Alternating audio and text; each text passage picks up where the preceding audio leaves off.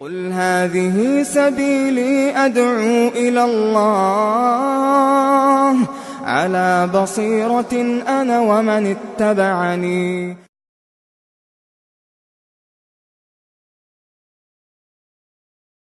أن يغسل فرجه وما لوثه، نعم. ثم يتوضأ وضوءه للصلاة وضوءا كاملا، فيغسل يديه إلى المرفقين، وجهه بعد المضمضة والاستنشاق، نعم. ويغسل يديه إلى المرفقين، ويمسح رأسه وأذنيه، ويغسل رجليه.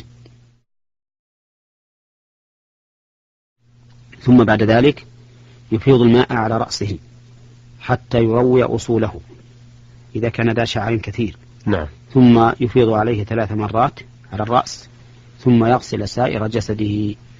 هذا على صفة ما روته عائشة رضي الله عنها عن النبي صلى الله عليه وسلم. نعم. أما ما روته ميمونة رضي الله عنها فإن الأمر يختلف بعض الشيء، فإنه يغسل فرجه وما لوثه، ويضرب بيده على الأرض أو على الحائط 2 أو 3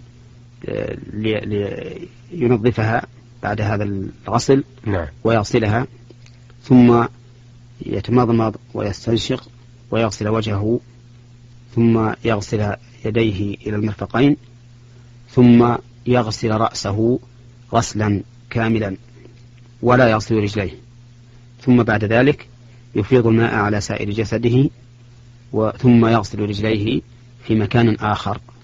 هكذا روت أم المؤمنين ميمونة رضي الله عنها. نعم. والأفضل للإنسان أن يفعل الصفتين جميعا، بمعنى أن يغتسل على صفة ما جاء في حديث عائشة رضي الله عنها أحيانا، نعم. وعلى صفة ما جاء عن ميمونة أحيانا، ليكون عاملا بالسنتين جميعا.